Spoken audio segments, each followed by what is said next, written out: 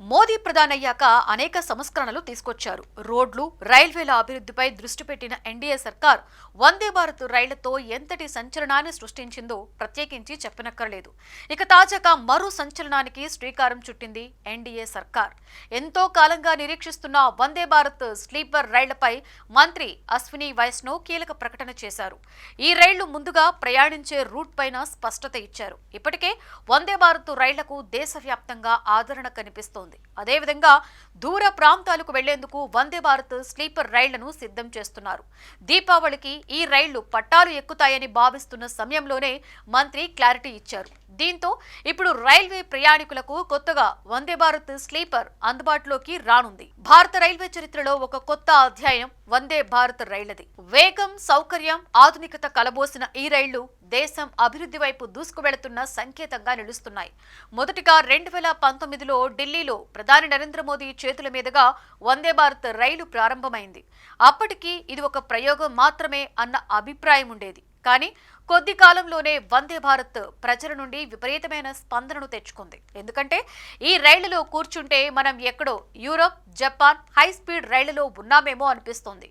గంటకి 160 కిలోమీటర్ల వరకు వెళ్లగలిగే శక్తి, విమానయాన సౌకర్యాలను తలపించే సీట్లు, ఆటోమేటిక్ డోర్లు, ప్రతి సీటు వెనుక పవర్ సాకెట్లు, వైఫై కనెక్షన్ ఇవన్నీ కూడా ప్రయాణికులకు కొత్త అనుభవాన్ని ఇస్తున్నాయి. పైగా మేక్ ఇన్ ఇండియా కింద దేశంలోనే ఈ రైళ్లు తయారు కావడం మరో గర్వకారణం. ప్రస్తుతం వందే భారత్ రైళ్లు దేశంలోని పలు ప్రధాన నగరాల మధ్య పరిగెడుతున్నాయి.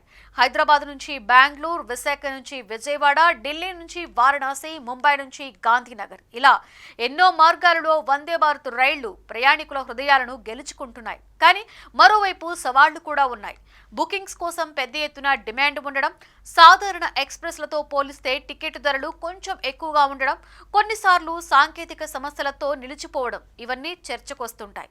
అయినా ప్రజలలో వందే భారత్ రైళ్లకు ఉన్న క్రేజ్ మాత్రం తగ్గడం లేదు. రైల్వే ప్రయాణికులు ఎంతగానో ఎదురు చూస్తున్న వందే భారత్ స్లీపర్ రైళ్ల ప్రారంభంపై మంత్రి అశ్విని వైష్ణవ్ ఏమన్నారంటే, అక్టోబర్ 15 నాటికి ఈ స్లీపర్ రైళ్లు సిద్ధమవుతాయని, వెంటనే ప్రారంభిస్తామని ప్రకటించారు.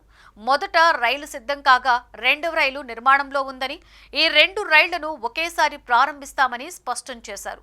ప్రారంభించిన తరువాత నిరంతరాయంగా ఈ సర్వీసులు అందుబాటులో ఉంటాయని చెప్పుకొచ్చారు. కాగా పాట్నా, ఢిల్లీ మధ్య తొలి వందే భారత్ స్లీపర్ రైలు ప్రారంభించేందుకు కసరత్తులు జరుగుతున్నాయి. ఇప్పటికే ఒక రైలు ప్రారంభానికి సిద్ధంగా ఉండగా దీనికి ప్రస్తుతం ఢిల్లీలోని శాకురబస్తీ కోచింగ్ డిపోలో ట్రయల్ రన్ నిర్వహిస్తున్నారు. దేశంలోనే తొలిసారిగా వందే భారత్ స్లీపర్ రైలు చెన్నైలోని ఇంటిగ్రల్ కోచ్ ఫ్యాక్టరీలో 2024 డిసెంబర్లో తయారైంది. ఈ రైలు మొత్తంగా 16 కోచ్లతో సిద్ధమైంది. ట్రయల్స్ కూడా విజయవంతంగా పూర్తయ్యాయి.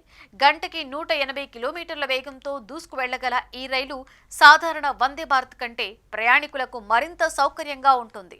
జనవరి 15న ముంబై, అహ్మదాబాద్ మార్గంలో 540 కిలోమీటర్ల ట్రయల్ రన్ నిర్వహించి అందరి దృష్టిని ఆకర్షించింది. స్లీపర్ రైలు కావడంతో ప్రయాణికులకు ప్రత్యేక సదుపాయాలు కల్పించారు. భద్రతా పరంగా కూడా రైల్వే ప్రత్యేక జాగ్రత్తలు తీసుకుంది. రైల్లో కవచ్ అనే సిస్టమ్ ఉండడం వల్ల ప్రమాదాలను ముందే అడ్డుకోవచ్చు. అంతేకాకుండా అన్ని కోచ్లు స్టెయిన్లెస్ స్టీల్ బాడీతో అధునాతన ఇంటీరియర్ ప్యానెళ్లతో తయారయ్యాయి. అగ్ని ప్రమాదాల నుండి రక్షణ కోసం ప్రత్యేకమైన భద్రతా ప్రమాణాలు పాటించారు. మొత్తానికి వందే భారత్ స్లీపర్ రైలు రాబోయే రోజుల్లో ప్రయాణికులకు ఒక కొత్త అనుభవాన్ని అందించనుంది. ఇది ప్రయాణికుల సౌకర్యానికి, దేశ రైల్వే ఆధునీకరణకు మరొక ముందడుగు. ప్రయాణికులు ఈ కొత్త రైళ్ల కోసం ఆసక్తిగా అయితే ఎదురు చూస్తున్నారు.